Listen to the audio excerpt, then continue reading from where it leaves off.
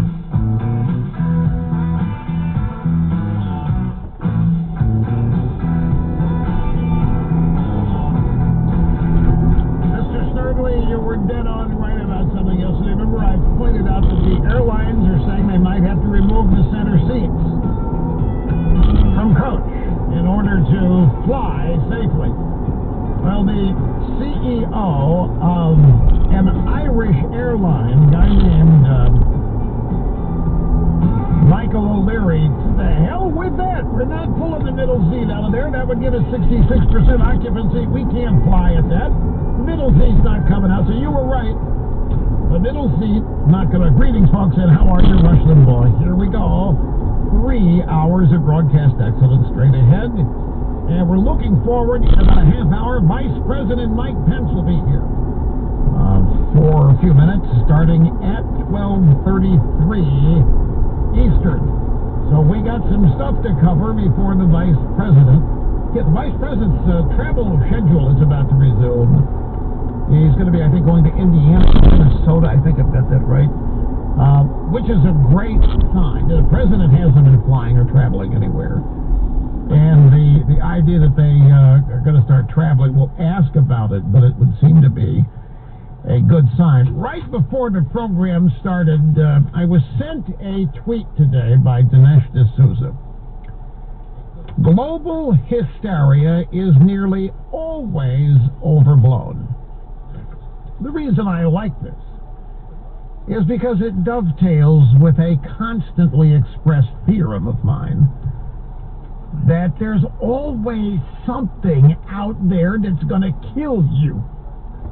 There's always some kind of crisis that is used to manipulate you. And Mr. D'Souza happens to point out that global hysteria is nearly always overblown. It's always exaggerated. In the 1970s, the Earth was running out of food. In the early 1970s, we were on the verge of an ice age. In the early 1980s, that became, we're about to melt here because of global warming. In the 1980s, nuclear winter. Do you remember that? Then we had the ozone hole. And then we had acid rain. We had full-blown segments on 60 Minutes for all of these things. Acid rain, pollution was going to just, if it hit you, you rotted instantly. It turned into an immediate radioactive isotope. And none of this stuff ever evacuated. None of it ever manifested to the extent that we were told that it would. The ozone hole, and now, by the way, they're trying to bring that back. And now they're combining whatever the latest scare tactics are on man-made climate change with, of course, the pandemic. Now we've got the apocalypse because of the global pandemic. And D'Souza says we humans are suckers for being manipulated by the politics of fear. That's not incorrect.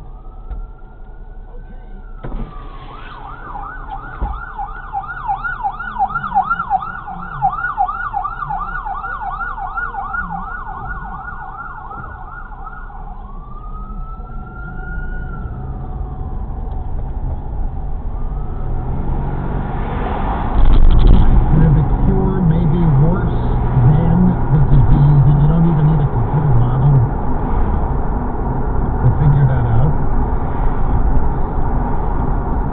You want to put this number in perspective. That means 26 million people. Now they're trying to say, hey, Russia came in better than the experts forecast. They were predicting under 5 to 6 million. Okay, good. So we only came in 4.4 million filed for unemployment. More than 26 million Americans now have filed unemployment claims in less than 2 months. To put this number, that number of 26 million in perspective, we have now,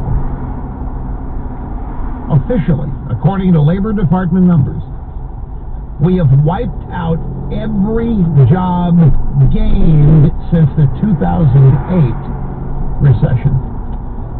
Every job gained in the last 12 years has been eliminated and wiped out in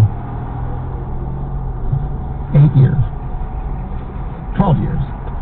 That's just mind-boggling to me. And it's not because of any capitalism failure, it's not because of any unfairness or inequality or racism or sexism. We've done this to ourselves. I mean, this is shocking. One data point that I loved expressing was that it didn't take us very long to wipe out the 3 years of economic growth we've had under President Trump, Vice President Pence, and get us back to the high point of the Obama economy. But we're way beyond that now. We're back 12 years ago. U.S. economy has wiped out all job gains since the Great Recession. And by the way, some government jobs are next to be lost. And you can read about this because this has the drive-by media very upset.